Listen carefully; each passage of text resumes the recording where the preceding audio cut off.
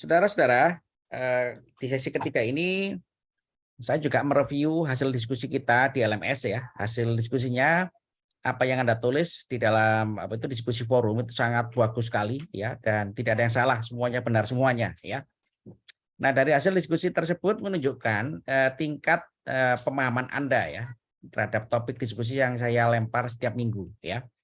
Jadi hasil diskusi tersebut menunjukkan kompetensi pengetahuan Anda semuanya. Ya, jadi Anda bisa itu membaca pendapat orang lain juga, boleh mengomentari pendapat orang lain juga, ya, dan juga boleh bertanya, ya.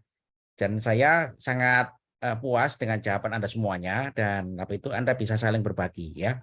Jadi bentuk diskusi yang kita lakukan itu, saudara-saudara, itu adalah asesmen weekly ya, weekly assessment ya, atau asesmen mingguan yang itu Anda jalankan secara tidak terlalu sulit ya. Anda tinggal baca, cari referensi, kemudian membuat satu uraian opini ya, atau juga gagasan ya. Nah, kali ini saya akan menjelaskan sedikit tentang apa itu yang menjadi concern kita dalam diskusi di LMS, yakni tentang potensi penerapan IT di Indonesia ya, di mana Indonesia ini dalam rangka menyongsong itu era digitalisasi atau cyber society ya. Saudara-saudara, hasil riset dari McKinsey itu ke berbagai negara, ya, terutama juga di negara-negara maju dan berkembang ya, dan tidak luput juga Indonesia. Karena Indonesia ini merupakan GDP yang cukup besar ya, sehingga negara kita ini masuk dalam negara G20 ya. G20 itu adalah negara dengan itu growth domestic product ya, atau GDP ya. GDP itu Anda tahu saudara-saudara ya, GDP itu adalah populasi ekonomi ya. Jadi menunjukkan tingkat consumption ekonomi, produksi ekonomi kan itu di GDP ya. GDP kita itu sangat besar sekali ya. Sehingga kita masuk ke dalam grup 20 besar ya di Indonesia, di dunia. Saudara-saudara, GDP kita yang sangat besar itu mau nggak mau harus kita lihat ya dari riset McKinsey kan, yang itu potensi di dalam pengembangan atau juga berorientasi kepada digitalisasi ya. Di sini ada manufacturing ya, itu manufacturing industri permesinan ya, atau juga pabrik ya, bahasa sederhananya ya. Retail ya, perdagangan, transportasi, mining, pertambangan, agriculture, pertanian ya, pertanian dan itu perkebunan ya, telekom and media ya kan, healthcare, kesehatan, public sector and utilities ya kan, finansial ya. Ini semua saudara-saudara kalau kita lihat ya porsi dari GDP ya Indonesia di masa yang akan datang ya 2025 itu meningkat ya. Meningkat itu kenapa ya? Meningkat itu karena di situ ada peran daripada orientasi di semua sektor ini menuju kepada digitalisasi ya. Karena kalau semua sektor ini kalau tidak diimprove dengan digitalisasi, maka pasti akan ketinggalan ya, ketinggalan dari berbagai hal ya. Dan ini saudara-saudara ya, itu sebagai contoh ya, itu kan ini diukur dengan itu GDP ya, GDP Indonesia ya. Maka bisa kita lihat ya kan bahwa peningkatan GDP itu sangat berpotensi ya bagi kita, terutama di akademik ya, untuk mempersiapkan satu dari sisi sumber daya yang kompetitif ya, tentu yang mampu menguasai dan juga mengisi sektor-sektor ini dengan kemampuan atau kompetensi IT-nya ya, di sektor industri, perdagangan, ya, transportasi, pertanian dan perkebunan dan seterusnya ya. Agar ini pertumbuhan daripada GDP ini bisa dimanfaatkan oleh kita sebagai bangsa Indonesia sehingga perekonomian kita semakin kuat ya, dan kita akan semakin tumbuh ya, dan otomatis dari sisi kesejahteraan juga akan dirasakan oleh semua rakyat Indonesia ya. Nah, saudara-saudara, kalau kita lihat ya, ini adalah salah satu contoh gambaran bahwa industri dalam hal produksi ya, produksi di pabrik ya. Industri dari produksi di pabrik ini saudara-saudara, zaman dulu adalah dilakukan secara manual ya. Industri itu berkembang dari dari 1.0, 2.0, 3.0 sampai sekarang ya 4.0 ya. 4.0 ini saudara-saudara ya, itu teknologi informasi. Teknologi informasi itu atau komputer itu sudah masuk di era 3.0 sebetulnya ya. 3.0 itu industri itu sudah mengenal yang namanya automatisasi ya atau otomatisasi ya. Jadi yang dulu kan itu keterlibatan manual dari manusia itu sebagai human labor terlibat dalam proses industri itu sudah mulai berkurang karena sudah tergantikan oleh otomatisasi ya. Otomatisasi tadi itu saudara-saudara itu adalah era di mana 3.0 ya. Mesin mekanik masih berjalan ya tapi semakin otomatis ya. Sehingga itu manusia itu berperan ya kan untuk memastikan proses otomatisasi itu berjalan ya. Kemudian saudara-saudara 4.0 ini kan teknologi informasi masuk beserta dengan network ya jaringan, maka industri ini berkembang menjadi optimalisasi ya. Optimalisasi karena di situ kualitas dari produk itu kan itu semakin meningkat ya. Kebutuhan daripada consumption di seluruh dunia itu semakin tinggi sehingga produksi itu juga semakin banyak sehingga produksi itu nggak boleh berhenti ya dan produksi itu harus semakin berkualitas ya, atau semakin presisi sehingga proses di industri yang semakin presisi itu kan itu semua dijalankan dengan software ya. Anda bisa lihat ya pabrik-pabrik yang menggunakan teknologi yang canggih ya itu di-running oleh operating system ya. Ibaratnya adalah operating systemnya PC ya. Jadi industri-industri ini saudara-saudara seperti industri-industri yang itu pengolahan-pengolahan ya seperti pengolahan oil and gas, minyak bumi ya. Kemudian juga pengolahan mining ya, pengolahan proses-proses ya di industri ya. Itu semua di-running oleh software ya. Yang software itu mengatur cara kerja baik manual proses, chemical proses ya, physical proses itu semua diatur oleh software ya. Diatur oleh software sehingga industri itu semakin meningkat produksinya, semakin presisi ya. Seperti itu. Sehingga apa saudara-saudara? Sehingga ini adalah peluang ya. Karena teknologi informasi sudah masuk ke industri, artinya apa? Artinya kan jaringan komputer sudah masuk, data sudah terolah dengan baik ya. Kemudian ya kan data ini kan menghasilkan analitik yang bermacam-macam ya sebagai ilmu data atau data science ya yang juga membutuhkan pengolahan lebih lanjut ya untuk semakin meningkatkan. Jadi pendek itu sebagai suatu ringkasan, teknologi informasi ini masuk ke industri ya ini mempercepat atau merevolusi daripada cara kerja industri yang dulu hanya bersifat otomatisasi ya. Sekarang adalah meningkat menjadi peningkatan produksi dan kualitas ya. Seperti itu. Saudara-saudara, kita lanjutkan.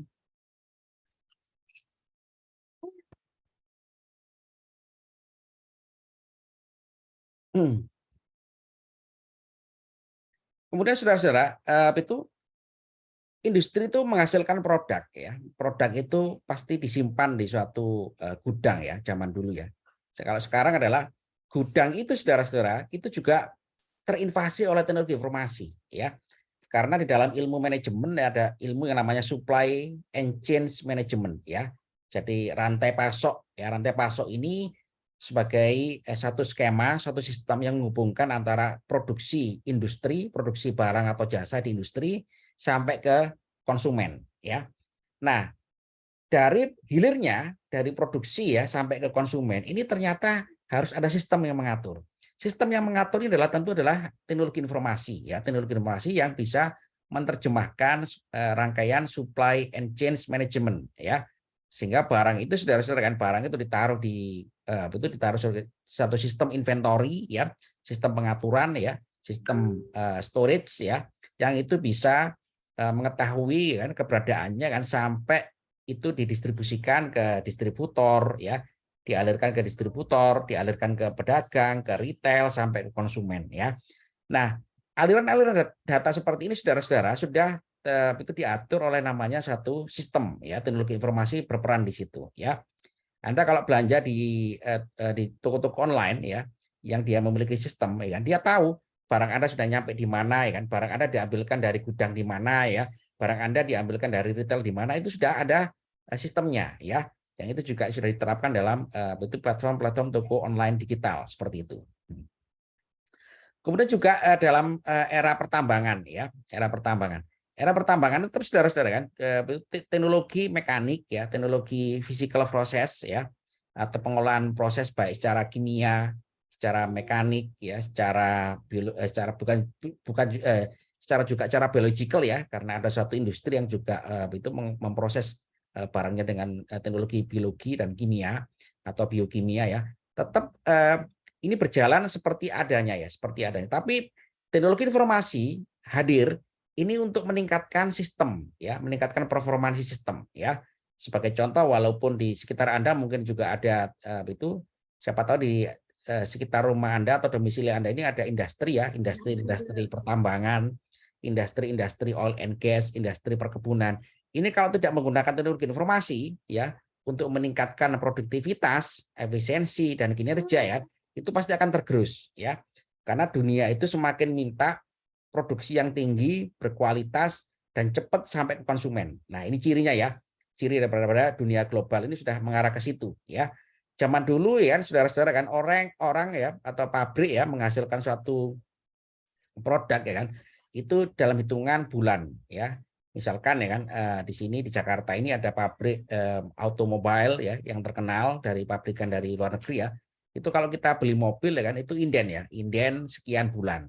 Sekian bulan itu belum sampai, itu juga sudah dihitung sekian bulan itu adalah mulai dari produksi perakitan ya sampai ke pengapalan, sampai ke itu Tanjung Priuk sana, sampai ke konsumen itu berbulan-bulan itu ya, berbulan-bulan. Nah, di masa yang akan datang ya produksi itu harus cepat ya. Jadi orang itu semakin cepat membutuhkan sistem produksi yang cepat ya.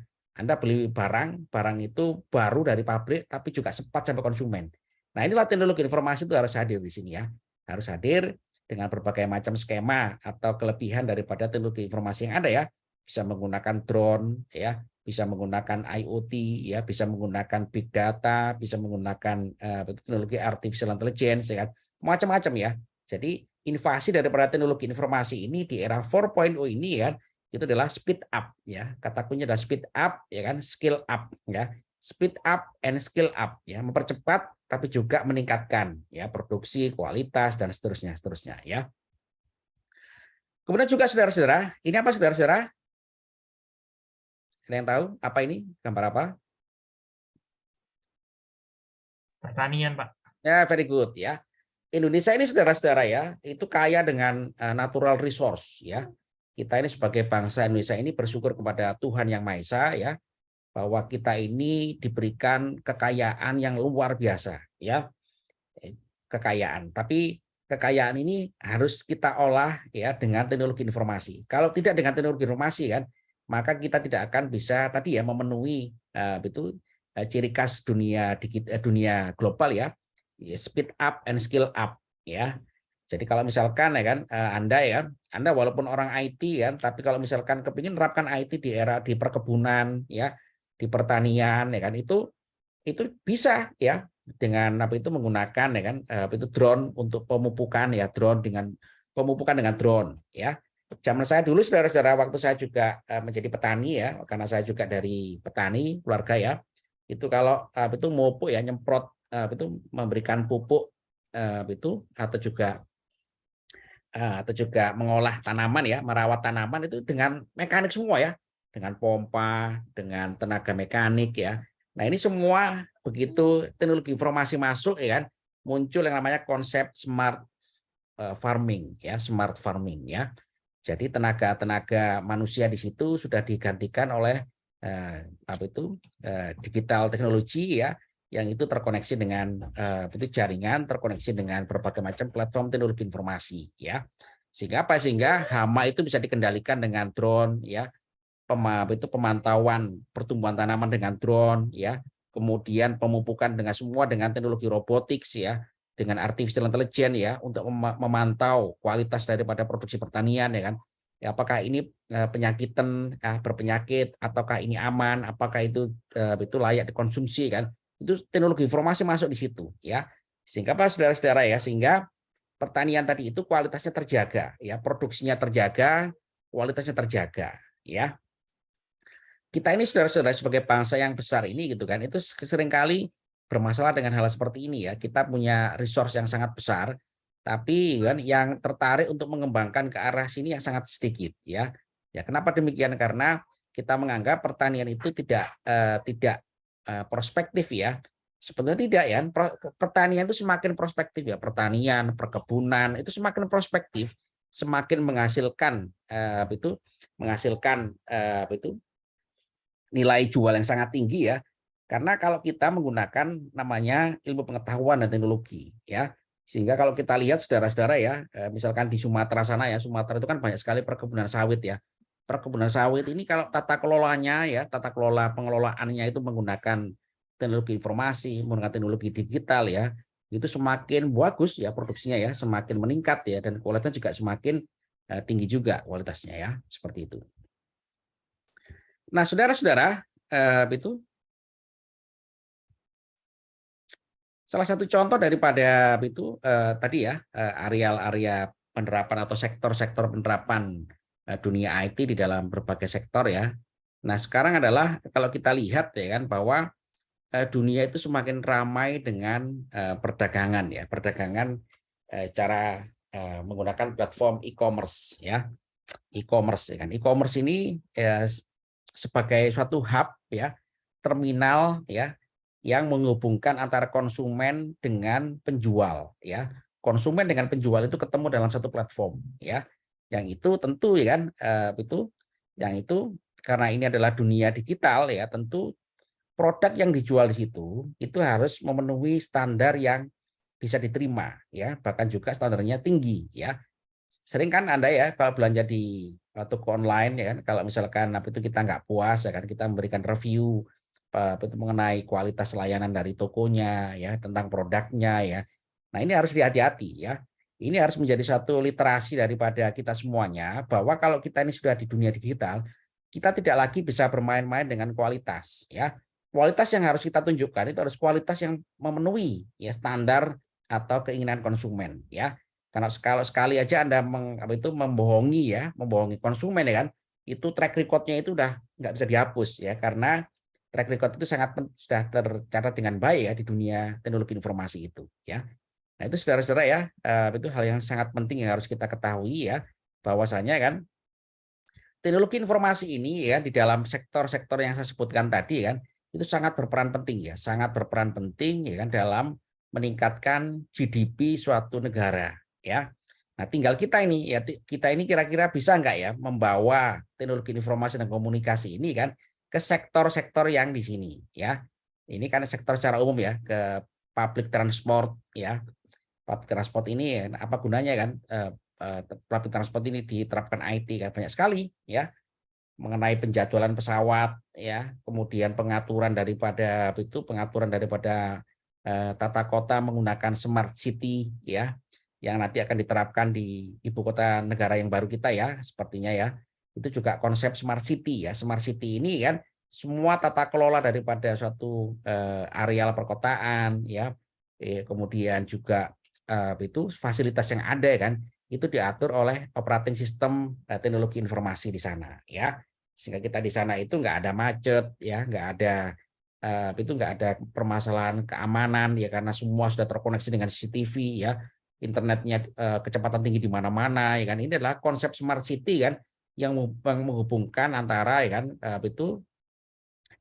teknologi informasi dengan sarana prasarana yang ada di dalam satu kota, baik sarana prasarana fisik, transportasi, ya, layanan itu, kemudian kebutuhan daripada penduduk smart city ya, dan seterusnya ya. Jadi pendek kata adalah teknologi informasi ini saudara-saudara di semua sektor ya kan itu sangat berpotensi, sangat berperan penting ya. Tinggal kita ya harus menciptakan apa betul yang kita perlukan saudara-saudara agar IT ini dapat masuk di semua sektor. Saya minta jawaban dari Anda, apa kira-kira kalau kita mau menerapkan, apa kata kuncinya? Satu aja. Halo, cek. Apa kuncinya kalau kita mau menerapkan IT di semua sektor ya, atau beberapa sektor ya? Ada yang tahu, saudara-saudara? STM mungkin, Pak. Ya, betul, SDM ya. Kurang presisi lagi ya, kurang presisi lagi. Udah bagus, sudah benar ya, tapi kurang mengarah lagi. Apa? Siapa tadi yang jawab? Made, Pak. Ya, Made. Jadi kalau misalkan Anda ya kan lulus dari Unusia atau saat ini ya sudah bekerja ya, Anda punya kemampuan IT kan, Anda terjun ke pertanian. Malu nggak kira-kira? Enggak sih, Pak. Yakin nggak malu? Nggak. Enggak malu. Ya kan? Nah itu, Konduktor, Pak. itu kan biasanya kayak gitu ada ya. Padahal kan kalau itu dilakukan dengan benar kan itu nggak ada kata malu ya. Nanti kan kita timun aja impor ya, cabai impor ya. Kenapa ya? Karena nggak ada yang mengerjakan ya. Jadi kata kuncinya saudara-saudara, kata kuncinya adalah kemauan ya. Mau nggak kita ya terjun di sektor-sektor tadi itu ya, membawa IT ke situ ya. Kemauan ya. Dari kemauan itu kan, kalau masalah kemampuan ya, zaman sekarang ini kita nggak terlalu repot dengan dunia IT ya. Dunia IT itu bisa dipelajari dengan cepat ya, bisa bisa direkayasa dengan cepat, tapi yang penting itu kemauan ya. Mau nggak ya, kan stereotip itu masih ada ya. Wah, lo kuliah capek-capek setinggi-tingginya kan, kerja di pertanian. Nah, gitu ya, kayak gitu kan ada ya. Ya, coba Anda cek ya, itu lulusan-lulusan sarjana itu masih ada yang terjun ke pertanian ya, ke perkebunan ya. Semua kan kepingin ke perkantoran semua ya. Padahal itu salah sebetulnya ya. Sebetulnya adalah eh, ilmu pengetahuan dan teknologi yang kita peroleh dari kampus, dari perguruan tinggi manapun itu harus kita bawa ke sektor-sektor ini ya. Agar apa? Agar kita bisa meningkatkan yang namanya ketahanan daripada suatu negara ya.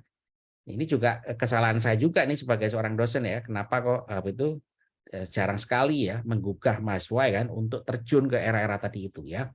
Kalau misalkan Made tadi ya terjun ke pertanian ya, membawa teknologi informasi dan komunikasi di situ ya, berhasil ekspor itu produk pertanian di Made di Bali, Made ini Saya kalau sekarang domisili di Surabaya, Pak. di Kalau asal Surabaya. Jogja.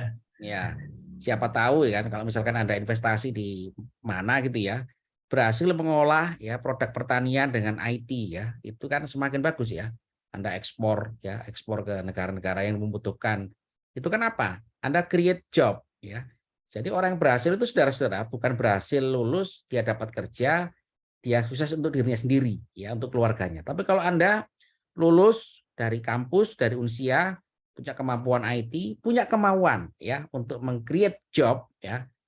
Siapa yang bermanfaat? Yang mendapatkan manfaat dari Anda semuanya, ya termasuk juga negara ya. Karena Anda berhasil ya meningkatkan berbagai macam aspek ya, secara ekonomi, secara teknologi dan seterusnya ya. Jadi saudara-saudara, kata kuncinya adalah kemauan ya. Ini sangat sulit bagi seorang sarjana untuk dikenalkan ke arah situ ya. Kalau menguasai masalah teknologi informasi dan komunikasi, saya nggak ragu ya. Saya nggak ragu semua mahasiswa saya itu pasti bisa. Tapi kalau misalkan dikenalkan mau nggak terjun ke pertanian, perkebunan, Pak, nanti kan saya kalau kecemplung lumpur gimana, Pak? Gini-gini ya. Gini ya, jangan dianggap katakanlah pekerjaan ini tidak ini ya, tidak prestisius. Padahal tidak, saudara-saudara ya. Kalau kita lihat ya kan itu orang-orang yang hebat di sekarang ini kan seperti Elon Musk, dia kan nggak mau bekerja di industri ya, dia nggak mau bekerja di industri. Saya harus create industri baru ya, yang itu adalah dia menggunakan teknologi informasi untuk dibawa ke situ ya. Muncullah Tesla ya, produk itu automobile yang memiliki sistem kecerdasan artificial intelligence ya, dan juga memiliki itu kelebihan-kelebihan daripada produk-produk yang konvensional ya, seperti itu. Jadi itu kelebihan daripada teknologi informasi dan komunikasi ini masuk ke industri ya, itu adalah selain merevolusi kan dengan cepat ya, dia juga dapat meningkatkan. Nah, kata kunci yang kedua selain kemauan, yang kedua adalah inovasi ya. Apa inovasi yang mau kita hadirkan di dalam penerapan IT di dalam sektor-sektor tadi itu ya, di pertanian, di perkebunan, di kelautan ya, di pertahanan juga ya. Semua aspek ini kan bisa kita cek ya. Mulai daripada aspek budaya juga ada, budaya itu pertahanan dan keamanan, politik ya. Itu semua kalau kita cek saudara-saudara, ada itu sektor-sektor industrinya ya. Nah, sektor industri ini kalau kita lihat apa masalahnya ya. Sehingga IT itu bisa kita hadirkan sebagai solusi. Nah, inilah inovasi yang dibutuhkan ya dari kita agar kita bisa itu mengangkat harkat dan derajat daripada bangsa kita ya. Saya mohon maaf saudara-saudara, ini kelas sebelah udah gabung ya, kelas sebelah. Belum ya? Oke, karena kelas sebelah belum gabung ya nanti oke, kelas ini kan saya gabungkan ya ICT literasi dengan kelas sebelah ya. Nah, nggak apa ya. Kelas sebelah nanti saya unggah dokumentasinya aja ya, dokumentasi betul Vicon kita ya. Nah, saudara-saudara, untuk tugas dan UTS dan UAS ya, saya kepingin nanti Anda membuat makalah ya, makalah tentang ICT literasi ya. ICT literasi ini tidak saya rancang Anda itu mempelajari suatu aplikasi ya, tapi merancang suatu gagasan ya, merancang suatu gagasan inovatif ya, yang itu bisa diimplementasikan dalam itu dalam kehidupan kita sehari-hari ya. Jadi ICT literasi ini saya tidak mengajari Anda kan menguasai software ya kan, karena software itu saudara-saudara itu adalah petunjuk praktis. Software itu pasti mudah digunakan. Nggak ada software nggak mudah digunakan. Betul nggak? Ya. Kalau software itu dijual tidak mudah digunakan, pasti nggak laku. Ya. Jadi ICT literasi ini saya tidak mengajari Anda untuk itu menggunakan software tertentu ya, tapi adalah merancang suatu sistem yang itu merupakan gagasan inovatif dan kreatif ya, sehingga siapa tahu ya kan kalau Anda nanti punya kemauan ya punya daya mewujudkannya kan itu nanti bisa bermanfaat ya. Karena kalau kita lihat ya kan inventor aplikasi itu kan seperti itu ya. Dia melihat ada masalah ya seperti Pak Nadiem Makarim ya. Pak Nadiem Makarim itu kan dia melihat bahwa ojek-ojek di Jakarta ini ya yang tidak dikenalkan dengan platform online ya, itu akhirnya bisa ditemukan dengan platform online yang itu bisa mengangkat harkat dan juga kesejahteraan para gojek-gojek ini ya, ojek-ojek pangkalan ya, sehingga dia bisa breakthrough ya inovasinya dan juga bisa berkembang dan seterusnya ya. Nah, saya kepingin Anda dari tugas yang saya berikan nanti ya, tugas UTS dan UAS itu bisa membuat satu rancangan atau gagasan ya. Yang rancangan atau gagasan itu merupakan akumulasi daripada penguasaan skill di bidang IT seperti itu ya. Tugasnya nanti saya share di minggu keempat atau minggu kelima ya, saudara-saudara ya. Jadi tugas UTS dan UAS itu sekuensial jadi satu ya, jadi satu ya. Jadi satu tapi dikerjakan bisa mulai dari minggu kelima, minggu keempat atau minggu kelima. Sehingga kita memiliki satu produk ya. Mata kuliah itu ada produknya ya.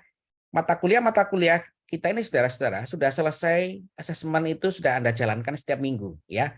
Kita berdiskusi, kita ada latihan soal ya dari dosen itu sudah selesai ya.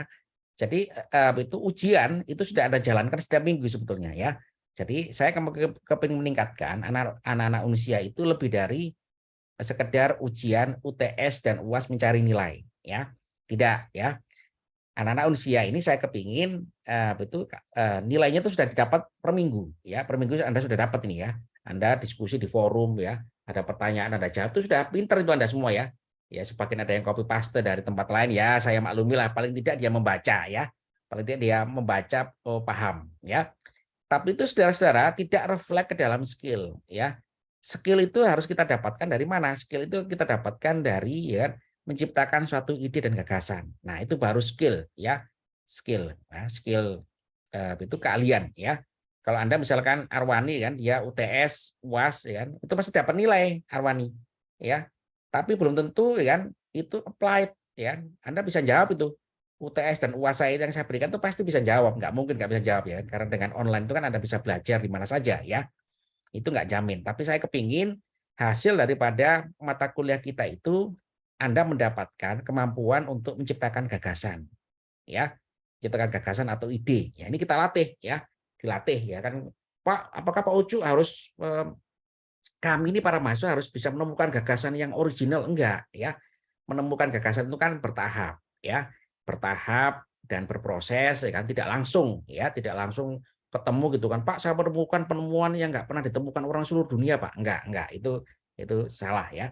Jadi belajar ya, belajar menemukan masalah di masyarakat, masalah di masyarakat itu dianalisis, apa sih kendalanya? Oh, ternyata masalahnya adalah ini memerlukan suatu invasi teknologi informasi, di mana invasi ini bisa mempercepat, bisa menyelesaikan masalah. Nah itu adalah salah satu contoh daripada gagasan atau inovasi ya yang saya maksud ya.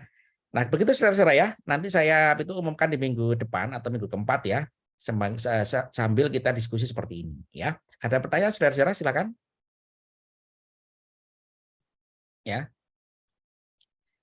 Mohon maaf Pak Ucup, Ya, izin silakan. tanya. Kalau mengenai tugas tersebut, kita bisa bebas kan ya mengambil dari sektor pertanian atau pendidikan? Ya, betul Bebas ya? betul sekali bebas. Enggak semua sektor ya. Betul sekali Anda, pinter sekali ya, betul ya. Enggak semua sektor, satu aja ya, satu sektor ya, yang itu Anda pahami masalahnya, ya kan? Masalahnya apa sih kan? Masalahnya adalah itu misalkan dunia pertanian itu kan itu saudara-saudara ya, 70% mata pencaharian orang Indonesia itu di pertanian ya. Sarjana dari perguruan tinggi yang bagus-bagus itu nggak ada yang terjun ke pertanian. Terus kita makan apa nanti? Ya, kita makan roti kan nggak mungkin ya kenyang ya. Jadi ini concern kita saudara-saudara ya. Ini juga tanggung jawab kita sebagai pendidikan tinggi ya. Termasuk Anda ya, Anda semua ya, ya Arwani, Muhammad Aprianto, ini harus kita pikirkan ya ke depan ya. Saya dulu juga anaknya petani ya, ikut merasakan susahnya sebagai petani ya, nyapit rumput, ngelola pertanian itu, waduh fisik semua itu, fisik semua ya. Ya, tapi kalau misalkan pertanian itu dengan mudah ya, kita datang ke sawah hanya bawa aplikasi kan, semua udah berjalan kan enak itu ya. Kita datang ke sawah, ke kebun ya, semua dijalankan dengan aplikasi. Oh, itu kan nikmat ya. Nah, kemudian bisa kita panen, kita jual ke toko online, semua serba digital. Bayangkan tuh ya, kemudian mendapatkan untung yang besar. Nah, itu kan ini harus ada yang mulai ya, harus ada yang bisa menciptakan, menunjukkan dan membuktikan ya bahwa pertanian itu sebetulnya adalah, dan juga sektor-sektor yang lain ya, itu juga itu sangat menguntungkan bagi generasi muda ya, generasi muda seperti kita ini ya. Begitu saudara-saudara ya, materi kita minggu ini ya, minggu depan kita lanjutkan ya, standby-kan waktu dan tempatnya ya. Untuk kelas yang satu, karena kelas yang satu ini rencananya saya gabungkan, saya lupa untuk share share ininya ya, share link Zoom-nya ya kan, maka saya share dokumentasinya aja nanti ya. Terima kasih saudara-saudara atas waktunya ya. Kita ketemu lagi insya Allah minggu depan. Salam sehat, salam sejahtera, dan salam semangat ya. Terima kasih Pak. Ya, terima kasih.